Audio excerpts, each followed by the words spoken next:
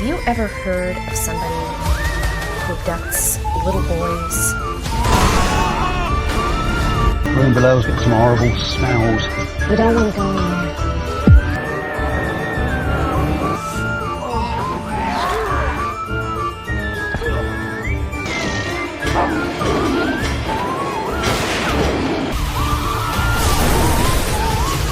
What are you doing? Complimentary room service. There is that.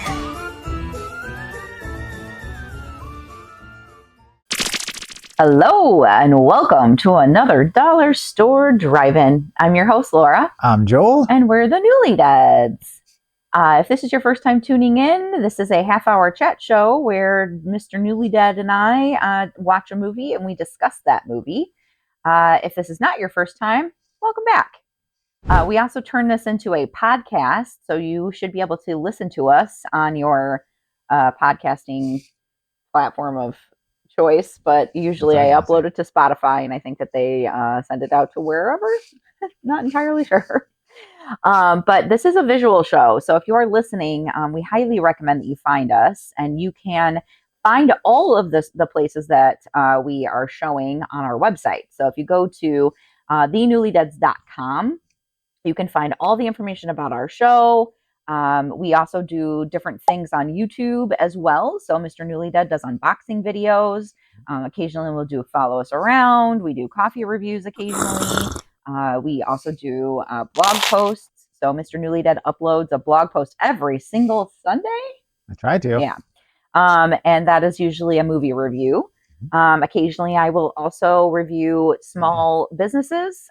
So if you have a small business that you're interested in, and especially if it's spooky adjacent, I would be very happy and very interested in reviewing you. So that is something that I have a passion for, is promoting small and local businesses. So we also have some interesting, fun news. Yeah.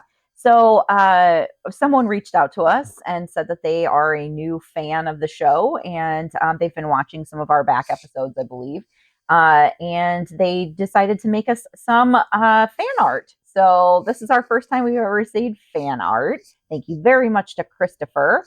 I will not say your last name on here, just for your own, privacy and stuff like that. But I think if you're interested in the kind of art that they do, you are welcome to contact us at contact@thenewlydads.com for our email, so you can contact us that way.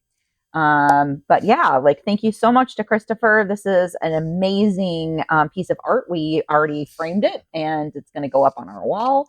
So we really love small artists, local artists. Anybody who's creating, doesn't matter what form of art you like to do, we support it all. So, and the first one took so long to get here that Christopher took the time to make a second piece. Yes. We actually ended up with two yes. pieces of fan art that are completely different from each other. And as you can see, I'll put them up here again a second time, but you can see that there's two different pieces, and I'm not quite sure where they're going to go on the wall yet, but we are very thankful that we got both, and we have sent them a little care package in return as a thank you for all the effort that they put into that. And yes, so. And like I said, we take it very seriously, so we did actually frame it. So it's going to be going up on our wall somewhere in our house. Probably, I'm guessing, over by your desk, because that way you can look at it and be inspired. And the style of artwork, in case you're curious, is called rebus art, which we have seen the style before, but didn't actually know what it was called. So Christopher taught us something too. It's right up my alley because I love illustrative lettering. That's the kind of style of art that I always gravitate to the most anyways. It's my jam.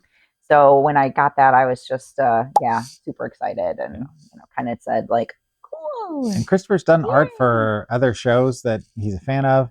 And I guess this is something that's a passion of his. So we are not the first, and hopefully we will not be the last, because we definitely appreciate that he's sharing his, talent with a lot of other people out there. Yeah. So thank you again, Christopher. All right. So we're going to get on to the reason why we're here is to talk about a movie. We do have some criteria for that movie. First of all, the movie needs to be under $5. It needs to be a horror, thriller, or sci-fi genre type of film, and it needs to be something that neither of us have ever watched. So this week we watched Island of the Dead. Yeah. I mean, there's dead things there, and it technically is an island, so It checks the boxes, on that. Checks the boxes. Yeah. checks the boxes. Yeah. Yeah. And I happened to get this at 608 Vintage. That is located in Janesville, Wisconsin. I happened to find it. It was less than $5. So yay for that. That's a score. It's a really neat shop. It's not just vintage stuff, but they do have local artists and makers and creators and people who do all kinds of different mediums of things. But they also do sell some vintage, wares and things like that. It's a really large store. It's got multiple levels. Highly recommend to check it out. It is located on Main Street in Janesville. I drive by it all the time now because I work in Janesville. So I'll put up information about it here for you. So. Yeah. Yay to 608 Vintage. And this happened to be $3. It's got the sticker still on the To front. make you holla. Yeah. So what do you think? Do you think I should read the synopsis? Yep.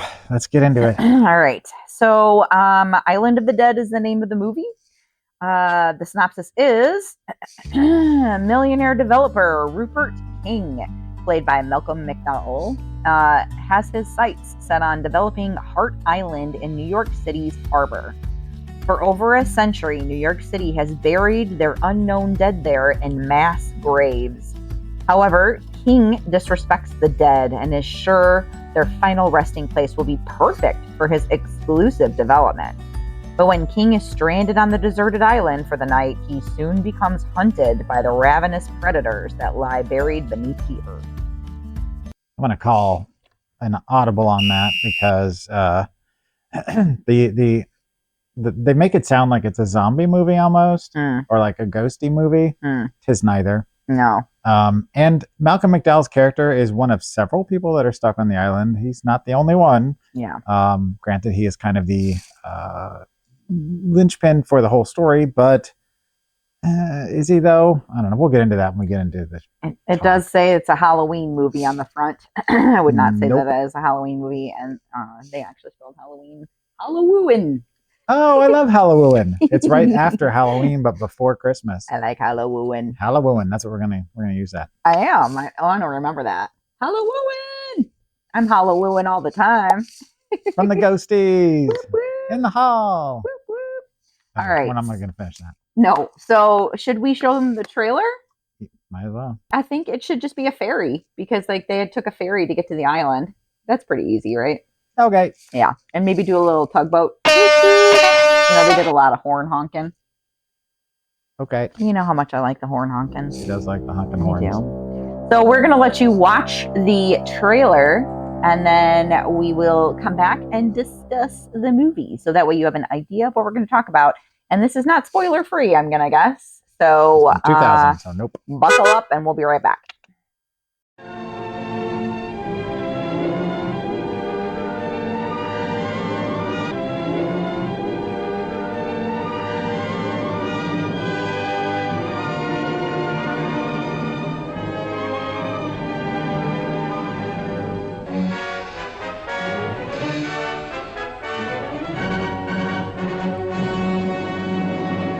Disney, whose artistry marked a new era in motion picture entertainment, now sets a new milestone with his first all-live action feature, Treasure Island, the story which thrilled 200 million readers throughout the world. Only Walt Disney could bring to realistic life, and with such dramatic impact, Robert Louis Stevenson's memorable characters. Long John Silver, portrayed by that world-famous star, Robert Newton.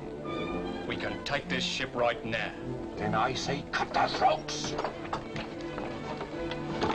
And I say there be no killing till I gives the word. Shipmates. Shipmates. Bobby Driscoll, the 1949 Academy Award winner for his outstanding performances in The Window and So Dear to My Heart, plays Jim Hawkins, the boy who faced 1,000 dangers.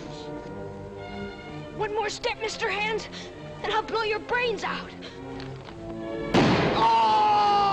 Yes, they're all here. Pompous Squire Trelawney, Captain Smollett, Dr. Livesey, the murderous Black Dog, rum-swigging Billy Bones, the villainous Blind Pew, and poor Ben Gunn, marooned on Treasure Island.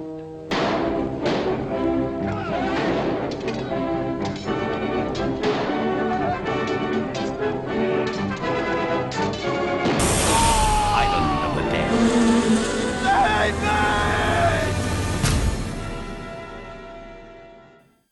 And we're back. Oh, yeah, you got to get your notes out there, Mr. Newly Dead. Forgot my notes. Hopefully you enjoyed that, I'm guessing, flatulent trailer, because, you know, when Joel has thoughts on things, he tends to mess around with the trailer. Just a little smidge monster. Little smidge monster. Oh, Midge Monster. Ghouls Night In My- podcast. Check it out. My favorite. Yeah. With Penny Snark. Penny Snark and Midge Monster. They just did an episode on the amazing David Lynch. They that did. Was fascinating. So, Yeah. all right. Whenever we watch a film, I will take digital notes that Miss Newly Dead will then collect at the end of the year, put them into a flip book. If you'd like to check out 2023 and 2024, they're currently available at our aforementioned website. You can go there, see what I drew, see what I thought about the film, get some insight into what goes on kind of behind the curtain, as it were. Because this half an hour show that you're watching is about a 7-hour process from start to finish. So there you go. Mrs. Newly Dead also has made a commitment this year to take notes on every single film, analog, and Still doing it. so far she has stayed true to her word. So Yep. this week I did these things. This is where she'll describe what's on the thing. Eyeballs and a little robot head and some poop with a fly on it. You notice there's flies everywhere. Oh, I did just, yep. I see 1, 2, 3, 4, like 5 maybe. Yeah, Yeah, they just keep, everywhere. yeah, they are popping up everywhere. They're cute. We'll get into Oh, yeah, that. Though. 6. Yeah, he's got a whole bunch of them. Lots of flies. What about you? I drew a little bug. So, yeah, we have a very similar kind of thing or whatever. I'm a killer. Buzz, MFer. The bug is rude. Yeah, I also wrote punch a bug in the face above it. Which they tried. They tried to shoot him. They tried to punch him. They tried to step on him, smack him, yak him, skibbity bop bap him. And yeah, anyway, They tried. they tried. So Island of the Dead is from 2000. It's currently sitting at 2.8 out of 10 on the Internet Movie Database. It may be too high. So this is directed and co-written by Tim Southam, who is known for writing and directing Drowning in Dreams. Sounds like something you probably need to look up in a book as to what that means. Mm. Sadie and Suzanne, that's Satie, alternate spelling of the word Sadie, name Sadie. Something called The Tale of Tika, Teeka, not like tikka masala. I don't know, maybe. And then some TV stuff. He also is known for writing Sadie and Suzanne, The Bay of Love and Sorrows. Doesn't sound very interesting. Some TV stuff and some shorts. So, got a resume, but not one that I'm particularly interested Yeah, in I've never checking out. heard of any of those. This was also co-written by Peter Copper. I think that's how you say it, or Cooper, Koper. There's not 2 O's, so Copper and Cooper both may or may not be accurate. I don't know. But he's known for writing something called Variety. I doubt it's about the magazine. Two Evil Eyes, which is, I believe, an anthology film with John Carpenter, maybe? Some big name director is involved in that, I remember. Oh, no, it's, I think Dario Argento. I don't know, I'll put it up here. Headless Body and a Topless Bar. That's the last one I wanted to mention, which sounds like a problem. Mm-hmm. So this stars one Malcolm McDowell that we mentioned already, who was in a couple movies you might recognize, Clockwork Orange, perhaps, the film that we don't Everybody speak of a lot, but it's on the shelf. Yeah. 31, the Rob Zombie Halloween film. Rob Zombie's Halloween 1 and 2. Notice a trend there. And I stopped putting these down because he had 290 credits total. Yeah. That You includes just put down the ones that you like. just the ones that I really wanted to, that I thought were kind of, not necessarily the most pivotal, Apropos to but our show. correct. Why can't I think of who did A Clockwork Orange? It's going to drive me nuts. Stanley Shining. Kubrick. Stanley Kubrick, thank you. I don't know why I couldn't pull the name out of a hat. This also stars one Mos Def, who is now going by Yasin Bey, but his actual name is Dante Terrell Smith. So he's got 3 names, who you may recognize from something called 16 Blocks, which is on the shelf. It's a Bruce Willis movie. Mhm. Good movie. Be Kind, Rewind with Jack Black, also on the shelf. Another good movie. The Woodsman, also on the shelf. Are you going to do this one? Am I? The Hitchhiker's Guide to the Galaxy. I don't have it on here, but We we'll just mention watched it. that. The Woodsman is a movie about a filer of Peter, you know what I mean, that stars Kevin Bacon in a very un-Kevin Bacon-y role. It's on the shelf. Good movie, but not for everybody. I'm Still Here, the pseudo-documentary with Joaquin Phoenix. Yep. He was in Dexter as Brother Sam. Mhm. And as she was mentioning, that we just watched this last weekend, The Hitchhiker's Guide to the Galaxy, which we have thoughts on. Yeah. But That was fun. we watched that for a reason. Anyway, this also stars Talissa Soto, S-O-T-O, who was in Flypaper, which is a movie that I remember from, I want to say the mid-90s, late 90s, popping up a lot in the video stores. I don't know if I ever saw it, though. I think I did. She was in Mortal Kombat, the first one, and Annihilation, the second one. Test your might. I think she was she Sonya Blade? I don't remember. Oh, maybe. And then she was in Spy Hard, the Leslie Nielsen No. spy It was spoof. spoofy. Yeah. After he had stopped doing serious acting and went into his Oops. second phase of his career as a spoof Spoofer. movie guy. He's a funny guy, but he's also a very good serious actor. If you ever want to see him be serious and you want to punch him in the face, check out Creepshow. Punch him in the face. You don't hurt Galen Ross and Ted Danson, national treasures. But he does. Leslie Nielsen's kind of a national treasure also.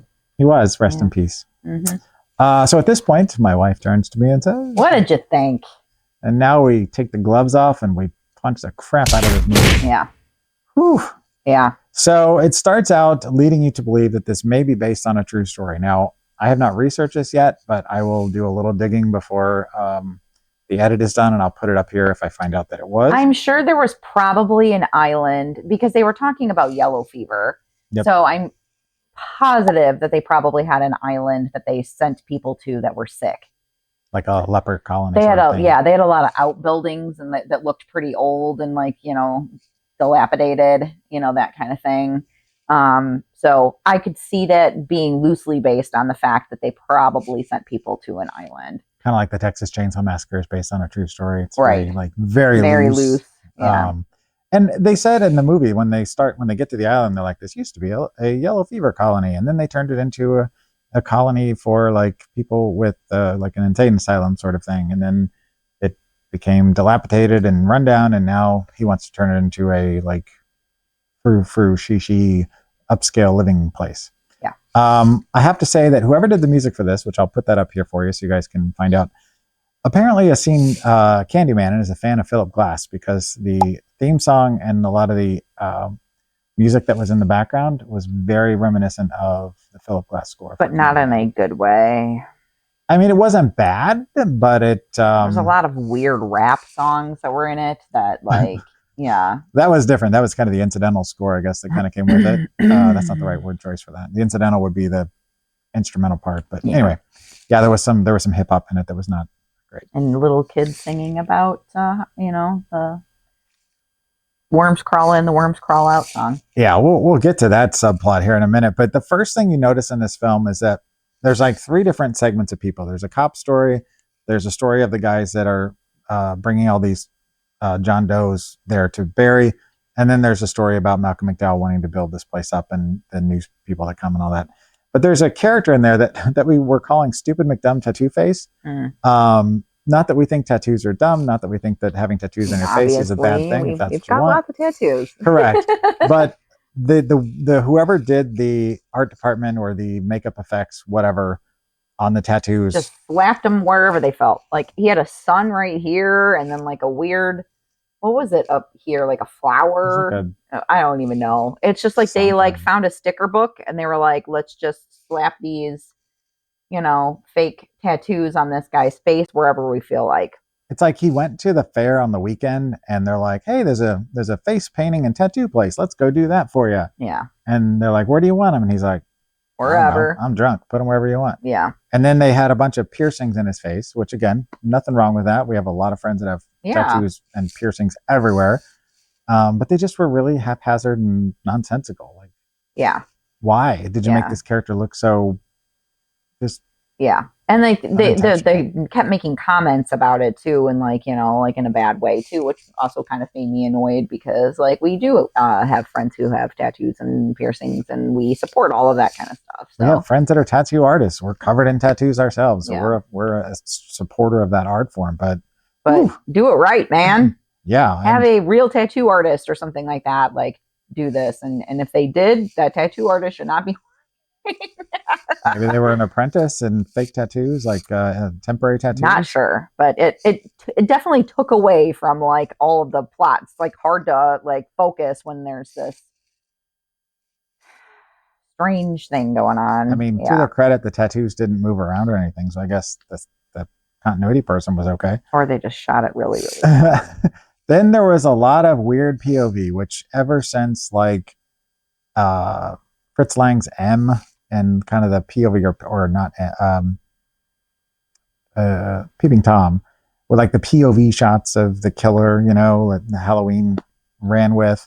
There's a lot of that, but with the bugs that are killing people, which are basically. So that's the thing. It's like the killer, I think, is the bugs that were on the thing. It's so disjointed and so hard to follow. None of the storylines like mesh with each other. It's just like the cop ladies there on the island doing her cop thing, talking to another cop person, but it doesn't have anything to tie in with any of the other people.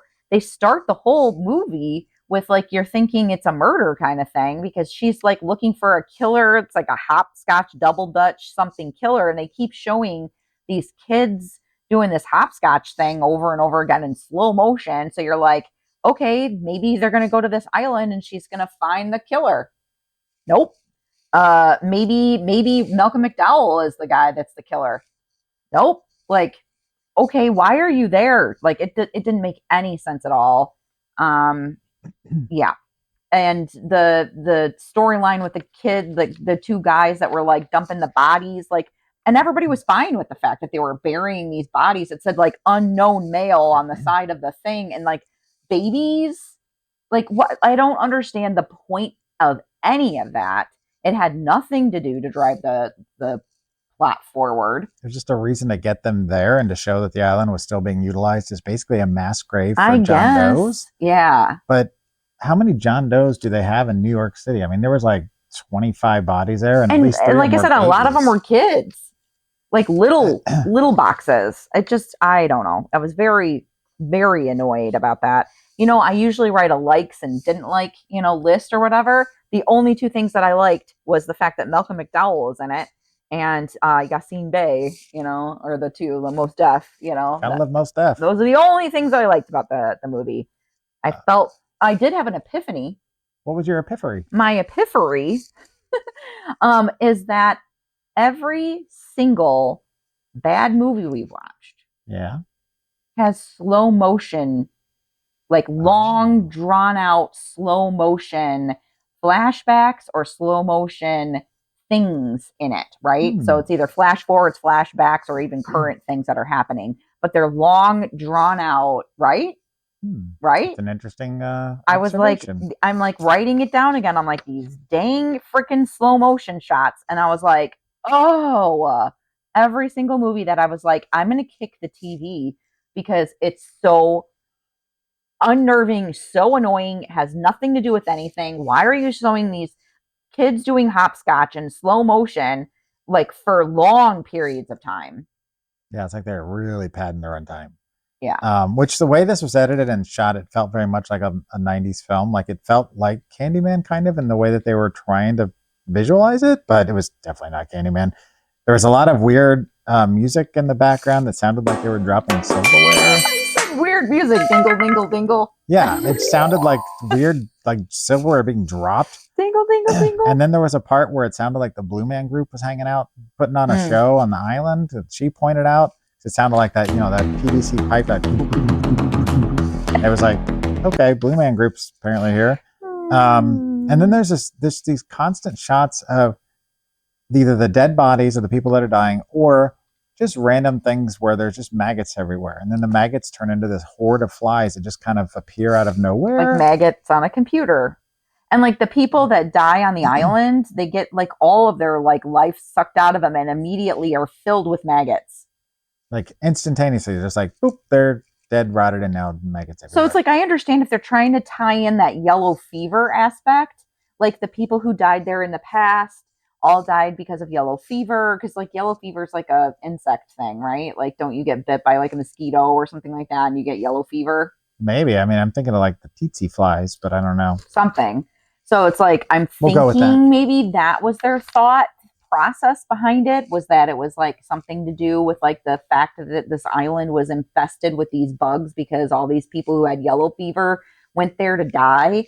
And so, like they their were buried in revenge? these mass graves, like, and the guy was like pounding in a steak and it just got really soft. And all of a sudden all these like bugs came out. So it's like, it was just really bizarre, really like awkward, long shots, like bad acting. Like, I love Malcolm McDowell, but like even his acting in it was like not great. He felt like he was warming up for his portrayal of Dr. Loomis, but like part 2 Dr. Loomis. I also felt like, the maggot thing, I'm like, either you're going to love this because you are a fan of the life cycle of a fly, or you're going to hate this because you're deathly afraid of maggots. But most likely, I'd say 90% of the population is going to have neither opinion. Yeah. And they just like, they're like, there's a scene where Mos Def is like out in the field and he's just taking the watch off of Malcolm McDowell. Oh, And all of a sudden, like, there's like this swarm kind of comes up and is like, just, and he's like punching at the air and like he's slowly. yeah. Like then they slow down this footage of him trying to swat them away. He's not running away from them. He's just standing in place doing that. Nobody's going to help him. And they just leave him. like hop in the truck and are like, we got to get out of here. We're going to an outbuilding over there. And they just leave him out there. And to then they die. go back and find him and he's sucked to death. Like all of his life is gone, sucked out. And, and he's got maggot face. He's totally got maggot face. And it's just like, why? Yeah. And then like the ferry boat guy is late coming back. And when he comes back, he's like almost to the island. And then he's got this thing with Chew. He's like always got chaw in his mouth. And he realizes that the bag of Chew is full of maggots. And then he starts freaking out. And he gets bit by like whatever bugs, like, Yeah. like, and then he starts freaking out. And then he's like, they're like, yay, the fairy's here to take us back. And then he's like, he did a honk honk or whatever. And then like, and then when he died, it was just, for a really long time. And then it just stops moving. And like all the lights go out and it just sits there and floats. And then they're like, I was like, if he died when it was moving, it would just keep going and crash into the island It eventually eventually. hit But the no, he was island. just like, like he put on the brakes and the brakes worked in the water for some reason. It actually stopped him. Yeah. Like he dropped anchor. I don't know. It was dumb. And then they're like, uh-oh, get back in the truck. Let's go back to the outbuilding again Yeah. for the 13th time. And then they go in the outbuilding and then Malcolm McDowell gets infected. And like whenever they get infected, like when they show them up close, they like get this big face full of like, it just looks like they've had some sort of allergic reaction to something. Yeah. So the police tattoo officer guy. and the main guy that's a gravedigger, holed up in like the back office, like they're gonna stay there until it's safe again. And I don't even know. I'm not even entirely sure. Oh, yeah, that guy. And then once the tattoo guy died there, but then Malcolm McDowell eventually gets got, and after he gets killed, it ends. Like not the movie, but the storyline with the bugs ends. Like Yep. they were after him, and so if they would have killed him first, then nobody else would have had to die. Yep. But they were mad because he was trying to build these high-rise fancy apartments on the the place where they were, I guess, buried. It was never really clearly defined. And I will tell you one thing that happened is I fell asleep during it.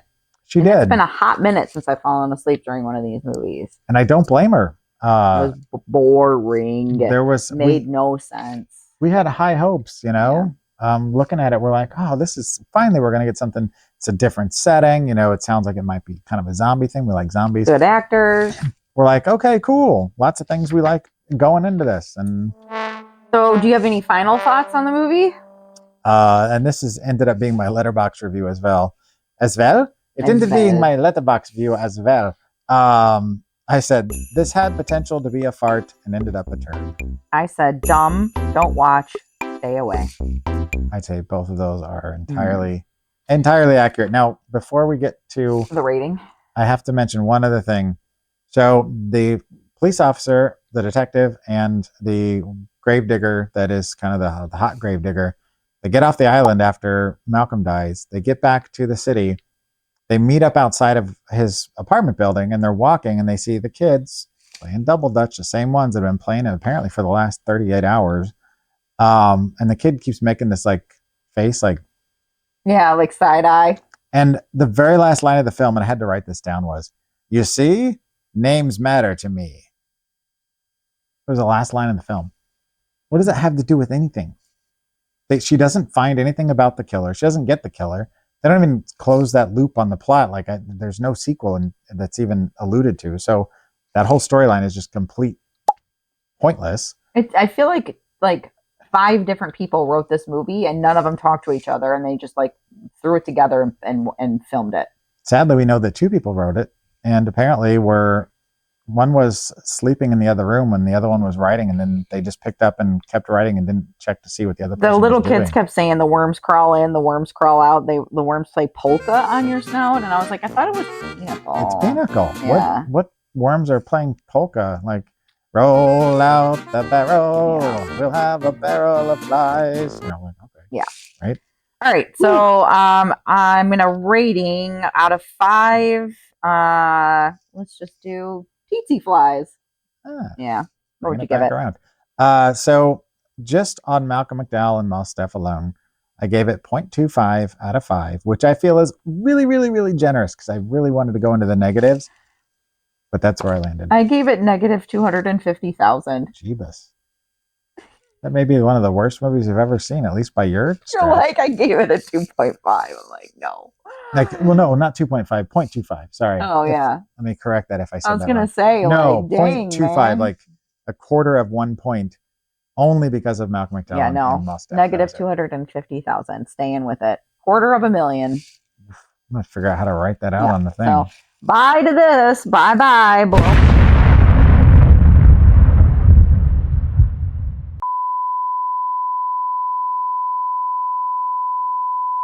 All right, what are we watching next week? Oh no, wait. What do you recommend? Like, you're moving on, She's like, let's man. get the heck out of here. So I was trying to think of movies that take place on an island where there's some sort of a thing that is attacking people that get there on a boat and they can't get off the island. So I went with what I originally had hoped it would be like, and I went with 1979's Lucio Fulci classic Zombie, aka Zombie 2, which is his spiritual sequel to Dawn of the Dead, and with the tagline, "We will eat you." It's on the shelf, the 25th anniversary edition. It's a classic zombie film if you've never seen it. Plus, you got the scene with the splinter being rammed into Oh the yeah, eye. yeah. Woo, it is a mean one. But anyway, yeah, what it should have been.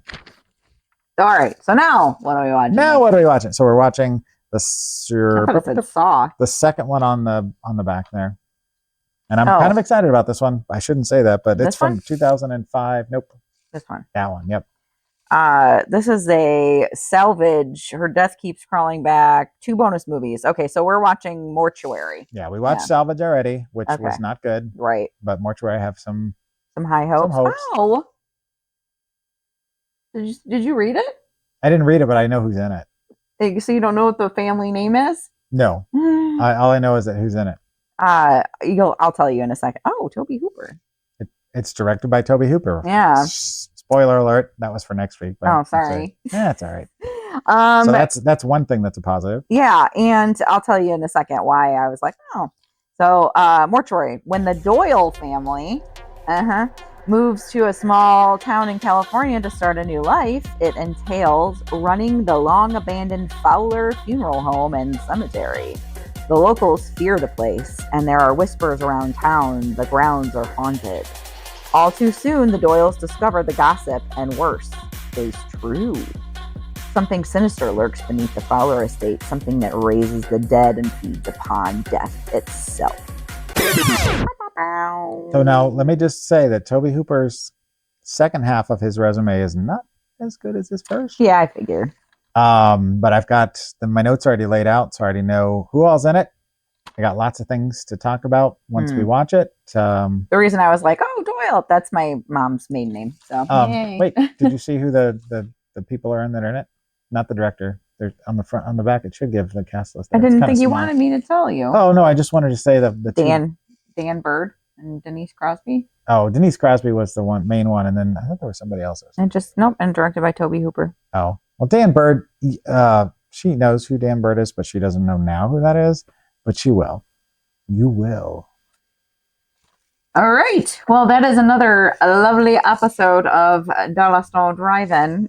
We'd like to thank you very much again for watching. Thank you again to Christopher for sending in that amazing artwork, and also to 608 Vintage for having really cool, not cool movies, but having movies and having a really cool place to go shop. There you go. So until next week, keep it cheap and creepy. Doesn't mean you should go chasing the dead. It may be your robot, but it's my house. I'm gonna get a close look at these sharks. Sounds dangerous. Well, I'll be careful.